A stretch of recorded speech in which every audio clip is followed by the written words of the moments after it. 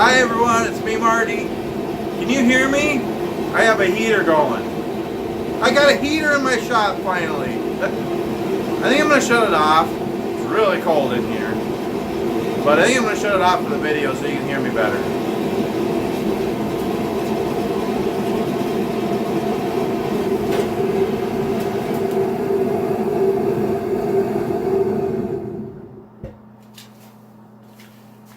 Okay. Yeah, well see, forever I've had this little electric heater here, which if it's about, I don't know, if it's about 30 degrees in here, or outside, 30 degrees, that little heater will maybe get it up to 40. So, it's not the best heater in the world. If it's not real cold, it'll help a little bit. But I haven't had a good heater in my shop, and since I had my shop years ago, at our old house, but and I've needed a heater, it just hasn't been in the budget. So in November and December this past year, I was just freezing out here making Christmas presents and a few things to sell and some scroll saw stuff and carving signs, and just freezing, bundled up, and it was like 0, and a couple times it was like 10, 20 below. But I recently got a heater, and you can see it here. A little Mr. Heater propane one, and wow, does it work nice. I mean, it's still not warm in here, but it helps. Whoa, here, get the tripod back up here. Yeah, it's it's about 10 degrees outside right now, 10 above, and it's been really cold this year, Minnesota. Cold, I mean, we've had it 10, 20, 30 below, and wind chills have been 40, 50 below, and just freezing, and lots of snow this year. And but this little heater has helped. I got it a couple weeks ago, and some days I come out here for a couple hours and I get it up to about 40, 45 in here. So I know that still sounds really cold to a lot of you, but it's nice compared to what I've had in here. So anyway, nice to have a heater. Okay, so I just want to make a video. I haven't made one in a little while. I have a new thing I'm making. So y'all know I've done scroll sign for years, and I enjoy that. And last year I started carving signs, so I really like to do that. And I'm not really doing a lot of scroll sign recently. I need to get new blade holders for my scroll saw, or a better scroll saw, because the blade holders are just horrible on the one I have. So I have a Delta, and I'm not crazy about the quick, what are they, quick release blade 2 or something, I don't know, whatever those blade holders are with the little lever and the spring. I don't like those blade holders on the Deltas. I like the Delta scroll saws, but those blade holders are just horrible, I think. I'd like to get a new DeWalt or something like that, but we'll see. Otherwise, this is a good saw, it's just the blade holders aren't that great. And I'm looking into seeing if I can get a conversion kit to put the type of blade holder that a DeWalt has and some of the newer saws, where it's just a thumb screw that holds the blade. They're so much better than these. So anyway, I'm not scroll signing that much right now until I get that fixed. So, but I've carved a couple signs, and but I have a new thing I'm doing. I'm making cutting boards, something I've always wanted to do. Years ago, I glued up some boards. I'd say 12, 13 years ago, I glued up a couple of boards, but I couldn't do anything with them because you need a planer. If you're going to make nice cutting boards, besides just a solid wood cutting board. Yeah, you can actually see my breath because it's cold in here. It's about 5 above. That's about 10 degrees in here right now. But I just want to do a quick video without having the heater on. Anyway, so in Minnesota, you gotta love it. Fog up the lens on the camera. Anyway, where was I?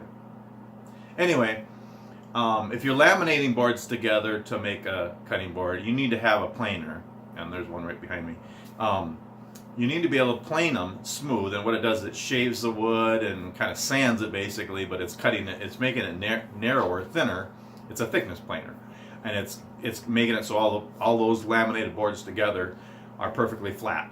And then you still have to sand it and everything. But anyway, you need a planer if you're going to make cutting boards like that. And I never had one before. I still don't have one. This is from work. I borrowed it. My boss let me borrow it until I can buy one.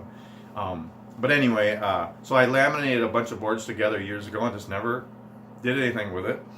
And I was watching videos. I like to watch woodworking videos on YouTube of other people doing stuff and making things and creating things. And came across one of the cutting boards and I thought, that looks so cool, I gotta try it. I have kind of a rinky-dink table saw. I really need to get a better table saw and get myself a planer sometime, but right now I'm using my table saw, and sometimes I use the one at work after work, and I'm using our planer. And I started making cutting boards, and actually they're turning out pretty nice. They're not fancy yet, I'm just doing the basics, but they're pretty cool. And you know, I already sold a couple, and I'm gonna have a lot for gifts, and so it's something kind of neat to try.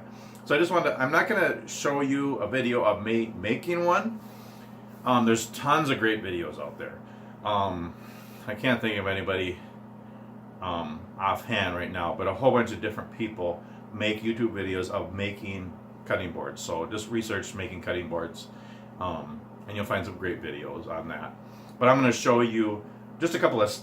I'm going to show you some cutting boards that I've made recently, and I have a whole bunch in process right now, so I'm going to show you that, and then a couple other things.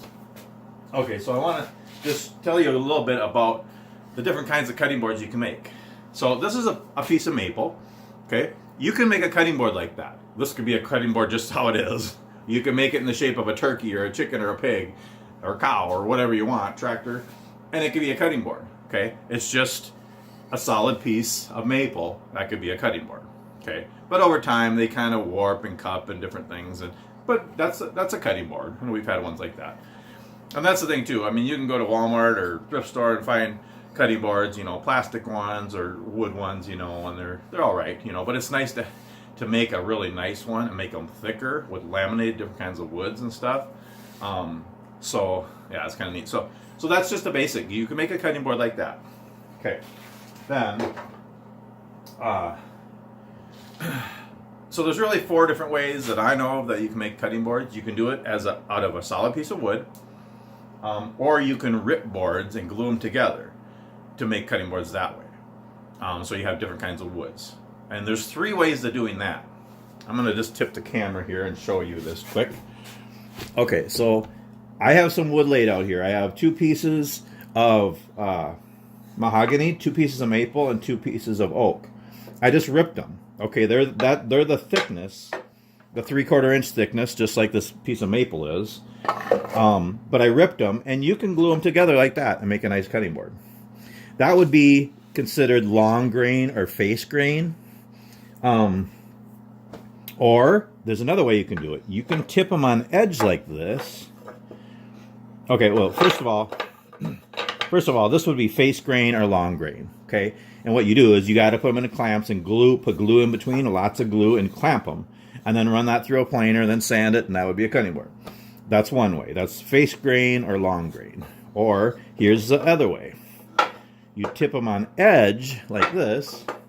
Sorry, it's kind of shaky because I have the camera on front facing on my tripod, so I'm trying to do this without switching.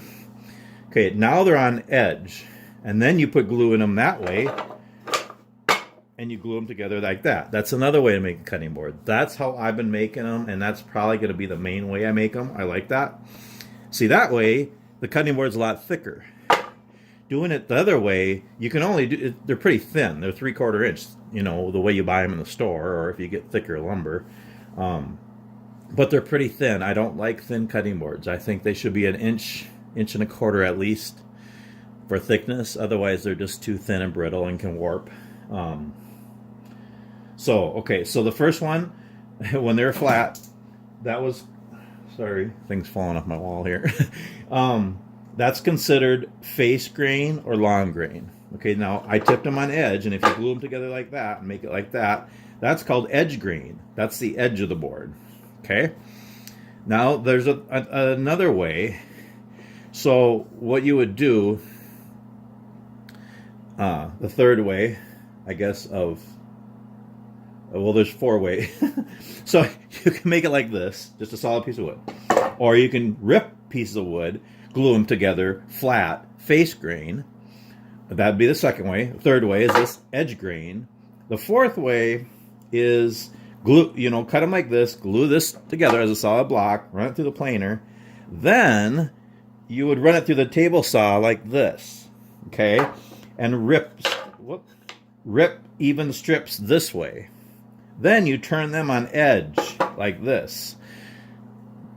So the cutting board would be like this. That makes sense? And that is end grain. So this part here that I'm pointing to, that would be the top of the cutting board. You'd have a whole bunch of pieces glued up like that. That makes sense? And I actually have a couple over here, like this one here, and it's not finished yet. It's my first attempt of doing end grain.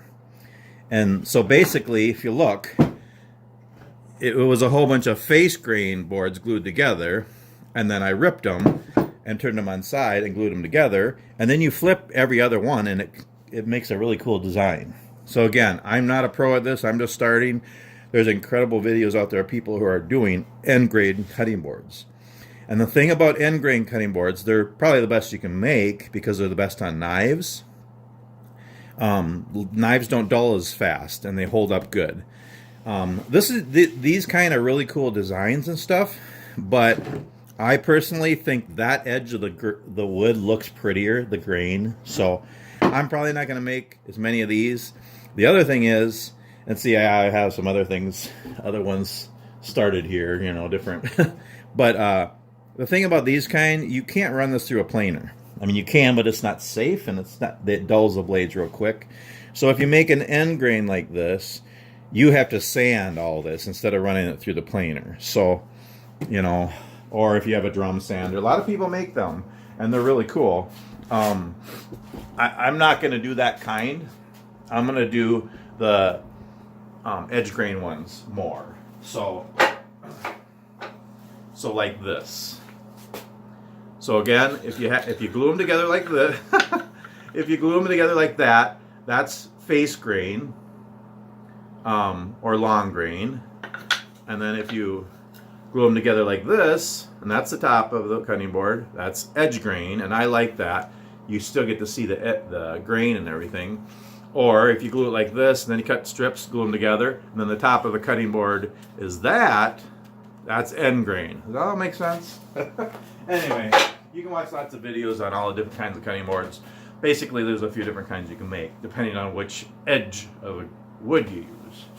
Okay, so now I'm really cold, and I don't want this to be a real long video, but, so I'm going to just show you a couple of the steps. Okay, so the first thing you would do is, find wood that you want and glue them together.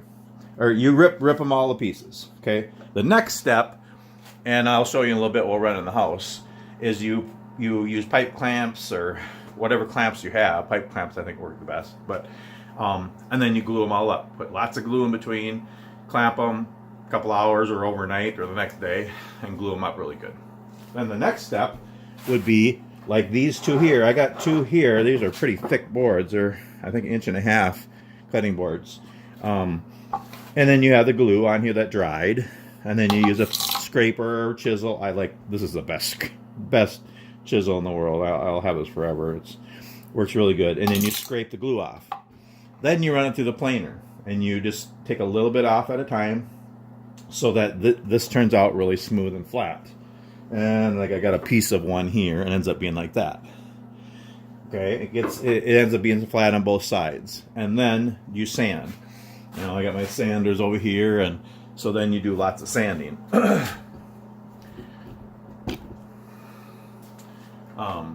So yeah. And then, well, I'm gonna go in the house, but I have this is my router table over here where I carve my signs. That's also where now I do the routering on my cutting boards. There's a few different things I do on them. So you rip the boards, you glue them up, then you run them through the planer, then you sand them really good, and I do probably start at 80 or 120 sanding paper, and then I do 150, and then I usually bring the cutting boards in the house and I wash them. I put water on them, and you just get them soaked and then dry them off, let them dry, and that raises the grain, and then I bring them back out here, and then I sand them with 220, and then 320, and then like 400, get them really smooth. And then I router the edges, and I'm doing some different things, either round over the edges, or I do a chamfer on the edges, or some other designs. And then also, and I just learned it yesterday, I made a jig to make the juice grooves on the cutting board. and that's just a little track on the top around the edge, so that you have meat or veggies or whatever. When you're cutting it and you have juice, it'll run to the groove instead of running off the cutting board onto your counter. So then you just take, when you're all done, take it to the sink and you can wash it out and everything. So I made a jig. I watched a video on how to make a jig so that you could, it's adjustable for different size cutting boards, and I can make the juice groove on top. So I do that with a router too. And then I found out how to make notched handles on the bottom of the cutting board, where you can, it's kind of a notch where you put your fingers to lift up the cutting board. So I made a jig to make that too. So there's a few things I use my routers for on the cutting boards too. So that's kind of cool. So I'm going to pause the video and then we're going to run inside.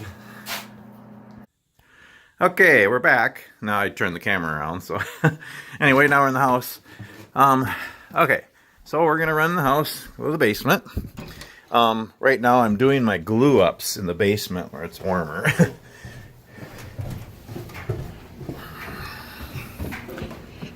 Okay, so I have a little gluing area over here.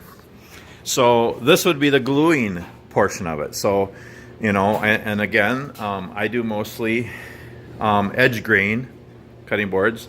And again, I just started about 2 weeks ago. I've made, let's see, total, well, I made 10 cutting boards and I have 8 or 10 more in process to finish. So I've been doing it long, I'm learning, but they're turning out pretty nice. Nothing fancy. I haven't done any, real fancy ones yet, but I'm just learning to do it good. And then I'll do some fancier designs and stuff. But, so this one here is actually my first try at doing a really big one, or fairly big one. It's 16 wide by 20 inches long. And so it's 16 wide, I can only run 12 inches wide through my planer. So what I did was, I heard you can make bigger cutting boards or butcher blocks. At this point, when they're this big and thick, they're called more of a butcher block than a cutting board. You can make them, but you have to make them in different sections. So I made an 8-inch wide by 20-inch long cutting board and another 8-inch wide by 20-inch cutting board. And then I glue them together. So what I did was I laid all the boards out so it looks like one board, I got mahogany in here and maple and oak and stuff. And then I separate it. This one was glued up and then that one was glued up. Then I ran them both through the planer so they're exactly the same thickness, brought them back out here and I carefully glued them up because I can't run this through the planer now again. I'll just have to sand it really nice. So, and it should work. I mean, it looks like it glued up good. But yeah, I put it on 2 clamps and then one on top and then 2 on the end. And I mean, you can use those kind of clamps too. And I get some other clamps over there, but the bar clamps work really good, I think. So that's my gluing station. I use Titebond 3 glue. And you put a lot of glue on. Just really put a lot of glue in between the boards. And I use a foam brush to put it through, and then you just clamp them, and you want the glue to be oozing out. That means it's a good enough glue in there. And I mean, don't over tighten them to where the board starts to bow. You don't want to do that or wreck the boards, but get it pretty tight. And then I leave them on overnight. It really only takes an hour or two, but the Titebond 3 glue is waterproof and food safe, so I use that for my cutting boards. So this is my gluing station. So we'll go back upstairs again. So what I'm doing is I'm just showing you some different stages that I have the cutting boards in. Okay, made some fresh coffee. Smells good. Okay, and here are some that I've just finished the last few days. So actually, I already made these 2 here, and they were already finished. But I learned how to do the juice grooves, so then I put those in. And I learned how to do the notched handles on the bottom.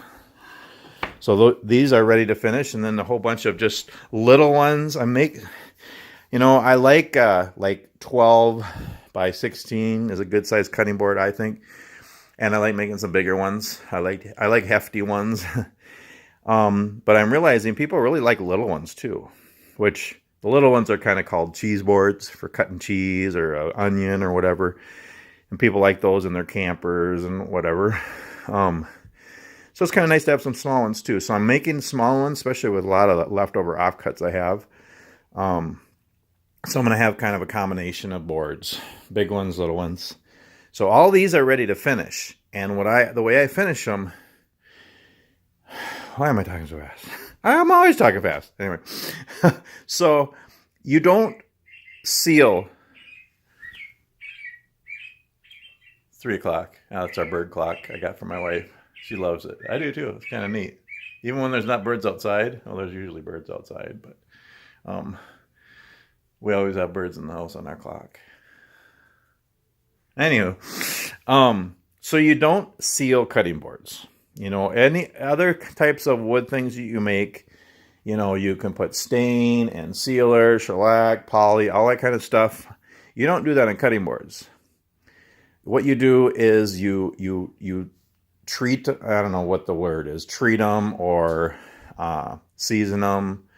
What you do is you're making them ready for food, because you're going to cut food on these, but you want them to last. You don't want them to dry out, and you don't want them to crack. So kind of moistening them, I guess you'd say. But and there's all different things you can do, but the most popular way is to put just pure mineral oil on them. And it's really neat my favorite part of finishing any kind of wood project is the finish part. And it's kind of neat because you just use pure mineral oil on these, and it's just beautiful. You start to spread it on, and it just, you know, the grain and color comes out. That's really neat. So I'm going to actually finish these ones today. And so, yeah, you just put pure mineral oil, which is food grade. It's safe. And you just rub it all over them, and you let it dry. You do 2-3 coats of that.